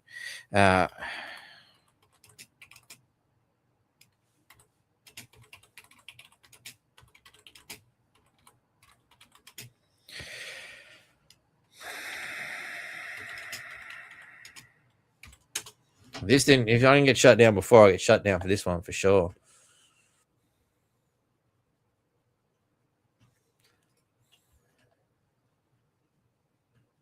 Before the cataclysmic events of the Holocaust. And I love the way it's the Holocaust, as if it was the only one. I've shut down quite a few people quickly by this when they say, what are your there's one smug little shit I knew in high school. Yeah, he was actually going to another school, but he was a friend of a friend sort of thing, and he decided he was going to be intelligent, or attempt to be, and he started off with, what are your thoughts on the Holocaust? I'm like, which one? That totally fucked him because he was obviously only focused on what he'd learned in school, and he was like, what do you mean, which one? I'm like, well, what, do you think the Jews are the only people that have suffered? Come on, man, go pick up your history books. You're the history student. You want to have a historical conversation. What about the Holocaust on Nagasaki? That's one. It's in the same time span that you want to talk about. Wouldn't you think Americans bombing 2 fucking cities with atomic bombs something of a Holocaust? Or we only focused on the one? The reference to, what about the Holocaust of Christians in Russia due to Russian communism being implemented over 100 years ago? 60 million, I think it was. Makes the 6 million look a little insignificant, doesn't it? Anyway, already held a significant place in public and political discourse, marking a distressed prelude to one of history's darkest chapters. But anyway, let's get to the point. Before 1939, references to 6 million Jews already had significant place in public and political discourse, marking a distressing prelude to one of history's darkest chapters. Is it a distressing prelude or is it a setup? Is it possible? Look, this is just painful. There's a much better way to do this. Here we go. The 10 newspapers. This will work out better, hopefully. There is a video that used to get around. It's hard to find now. I think I've got a copy of it tucked away on a drive somewhere. I'll dig it out for you. Yeah, so this paper lists the summary text format and articles that have been found in major newspapers from 1915 to 1938 that have referenced to the number 6 million. Obviously they took the J word out because it can be offensive, So 6th of June to 1915, since the destruction of the temple in Jerusalem, the Jewish people have had no darker page in their history than that which the Russian government is writing today. 6 million Jews, 6 of the Jewish people throughout the world. 1/2. I'd like to point that out.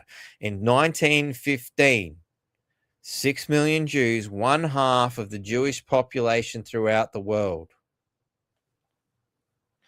are being persecuted, hounded, humiliated, tortured, and starved. Dear brethren, have mercy on the 6 million Jews in Russia.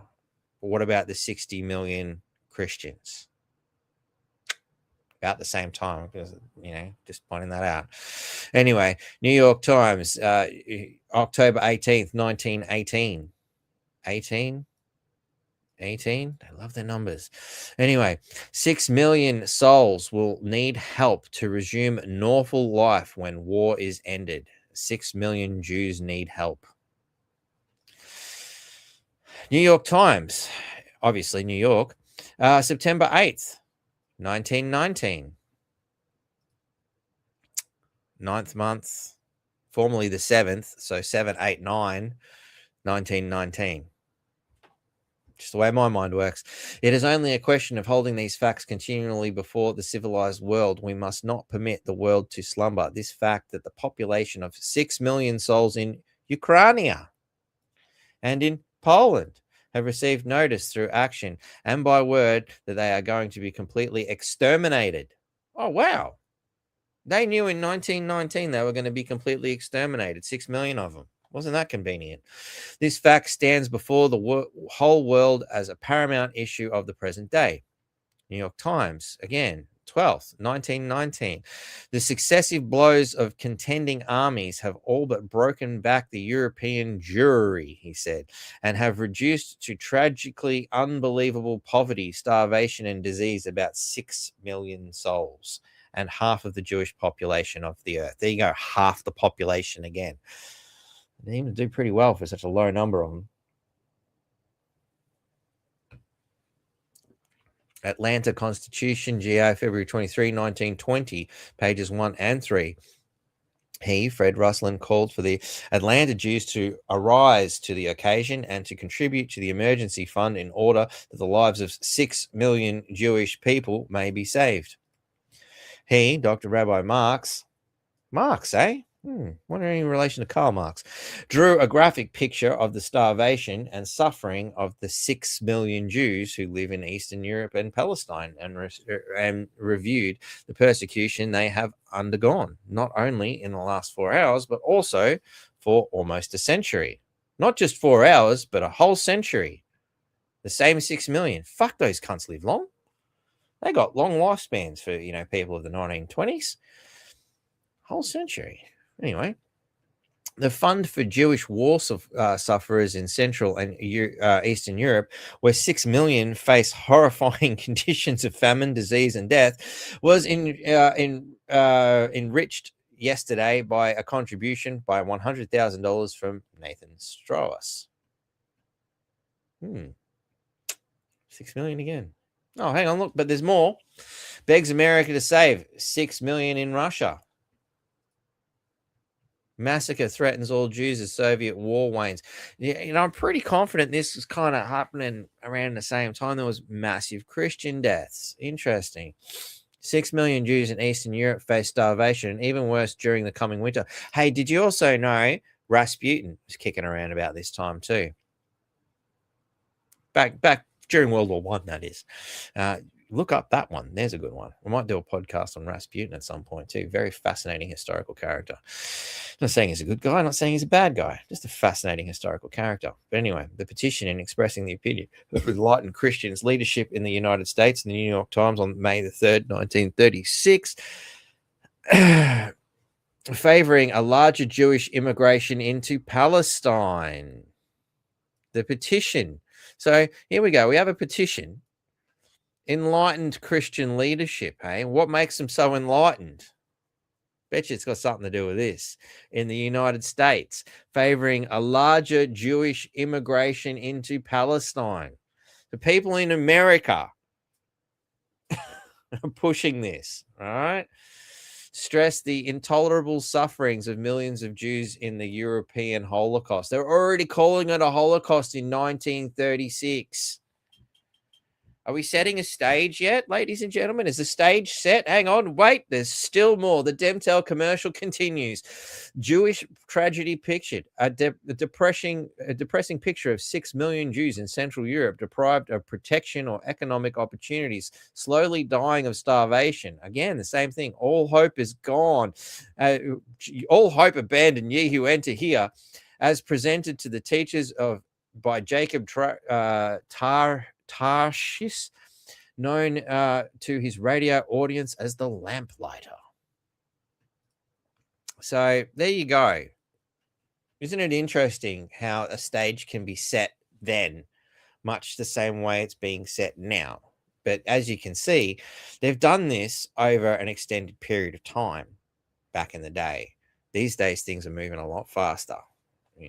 Now, I'm not saying that, that's all fake and it's all bullshit. I'm just saying, isn't it interesting that the same narrative was set some 20, 30 years before it became the fruition in 1945. It starts in 1915, 30 years. Again, 1945 is the close of World War II. 1915, they start the propaganda campaign. Is it a propaganda campaign? Actually, sorry. These guys are just so enlightened and so in tune with what's going on. They were able to predict it. These are predictions. This is not setting a stage. I'm sorry. I got it all wrong. Please forgive me. These guys are fucking prophets. Sips. I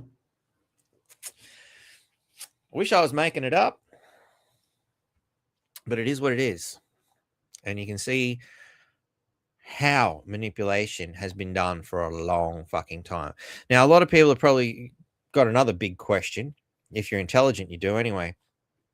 So when did they start twisting and turning things? Well, it seems to be about the time that these things started getting written down. Now, idea of a god. There's one more element I want to throw in here because, you know, one of my favorite Christmas stories is Terry Pratchett's The Hogfather. Watch it every year. Brilliant. Wonderfully. I love it. Really cool idea because it throws you the idea of what is really going on and it paints it out in a very well picture. You might have to read or watch it a couple of times. You can actually get a video. There is a video. They did make a movie of it. And it's actually pretty good. It captures the book very well. Terry Pratchett movies often do. One thing they do miss is the humor because it's very dark. You know, it's a very dark British humor. I think Aussies get it pretty well because we've got a pretty dark humor as well. But the concept of the gods and the power that they have comes from the power of the people, you know, is where Hogfather comes in. You know, obviously small gods really plays it really well. And it brings in the Inquisition construct, you know, which was, again, for those who have done their history, was getting rid of anybody who didn't like Catholicism at the time in Spain, particularly focused at the Jews for some reason, who are astoundingly the most persecuted people all throughout Europe. Because apparently they don't have a home and they just go from place to place to place like a bunch of gypsies, annoying the shit out of people till they get kicked out, you know, would be one way of looking at it, you know, or perhaps they're just a bunch of innocent people and just because they're different the whole time they've been picked on. Maybe a bit of column A, maybe a bit of column B. Let's be realistic here, you know. Let's look at things for what they are, you know. So the idea put forth in these books, though, obviously, is that the power of a god comes from the belief circle, how much people actually believe it. And I think you'll find the same illusion applies to the rest of the illusionary constructs that we are suddenly stuck in, such as, you know, the value of this piece of plastic, for instance. You know, apparently it's $10, you know, but what the fuck is $10? You know, I mean, a note that had a 10 on it used to mean, you know, 10 pounds worth of gold, you know, which was a hell of a lot more than $10 worth of gold at this time. And, you know, so what's the value of it is, you know, perception, belief. The fact that this piece of plastic is actually worth something is a belief. When you stop believing in it, it suddenly has no value.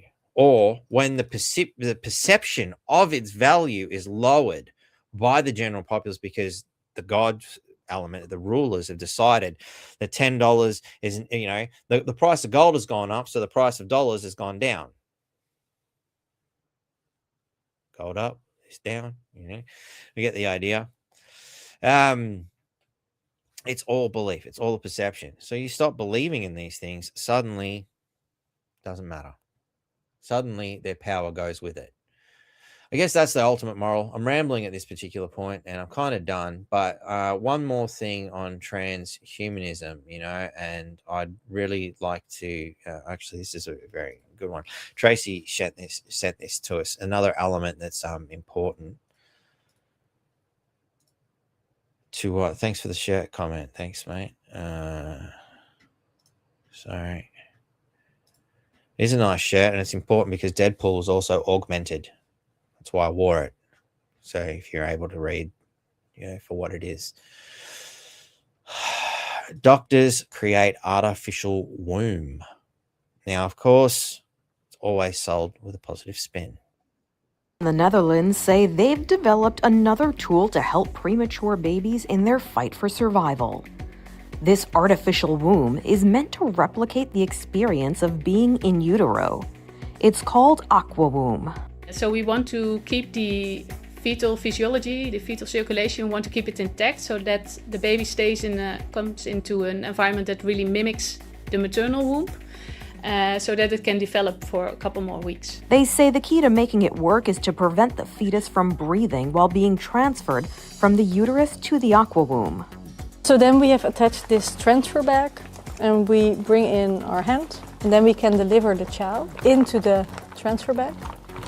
Once the baby is inside, we can loosen the transfer bag from the channel, and then we have access to the umbilical cord to connect it to the artificial placenta. Doctors say they have only 3 minutes to make that connection. Jesus. Neonatal intensive care is already a high-stakes game, but doctors say even a few extra weeks in a womb-like environment can have lifelong benefits for the patient. There's a huge difference if you're being born at 24 weeks or at 28 weeks. When you're being extremely preterm born, we know that young adults being born prematurely, they still face the complications related to the preterm birth. Aqua womb is still in the experimental stage, but with similar experiments going on in North America, the future of neonatal care could be a lot brighter. For Inside Edition Digital, I'm Mara Montalbano.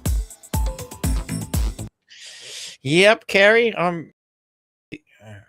bloody hell, stupid thing. I'm inclined to agree. Yep, wonderful cloning facility. It's always been the end game, I guess. I mean, Aldous Huxley kind of pointed that out, didn't he?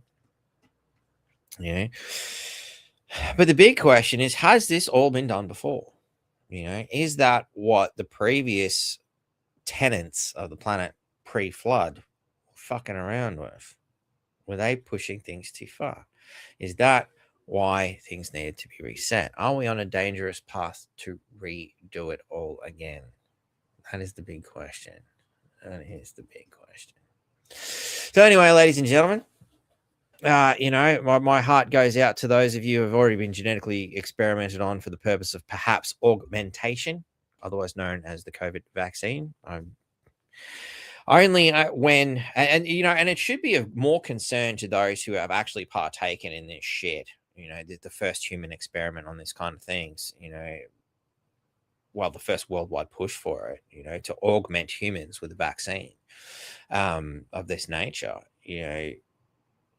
If you partook in this, you should be more concerned than I am, because I didn't play that game. I didn't do that shit. And a hell of a lot of other people didn't do that shit. And you know what? We're not worried. But if you partook in this stuff, you got to wonder, what were they planning? What are their intentions? What's it really all about? And especially seeing that, there's some other things that have been kind of pointed out here, which didn't come through. Anyway. So we'll leave it at that, ladies and gentlemen. It's been 2 hours. Thank you very much for watching. Hope you've enjoyed this random Sunday incursion. I've never seen my internet shut down quite like that before, but hey, there's a first time for everything. So I hope you've all enjoyed your Chrissy. Big sips to you, ladies and gentlemen. If you haven't read this book, I highly recommend it. There's a wonderful perception, a way of looking at things, and that's what it's all about. Children, Cabbage Patch Kids. Actually, it's funny that there's some videos. I'll deal with it another time. We'll come back to this. The idea of Cabbage Patch Kids and stork babies and and incubators. It's been around for about 100 years too. These are not new concepts. It's been, the human incubation system was actually 100 years ago, over 100 years. Probably around about 100 years ago, actually. They started doing shit like that. And you'll also notice at around that same time, there was a hell of a lot of orphans getting around too. Funny questions to be answered. But we'll talk about that another day. Hope you've all enjoyed it. Thank you very much. Happy New Year, Valerie, Anna. Take care, T2. And Silvertail, thank you. And Wayne. These are all great human beings, and I hope you enjoy things. Look, I don't know what I like. Keep a lookout for the usual times and dates. Look, I'm not going to do next Friday. I'll tell you that right now. I intend to be so inebriated that any chances of me being coherent are out the window, because It's my birthday, so I have a right to be inebriated, and I'll drool if I want to. If I recover, I may do something on the 4th, but don't hold your breath. There's a good chance. Look, let's face it. If I do something, I do it right, at least to the best of my abilities. Anyway, ladies and gentlemen, I'll see you probably in 2 weeks. Take care.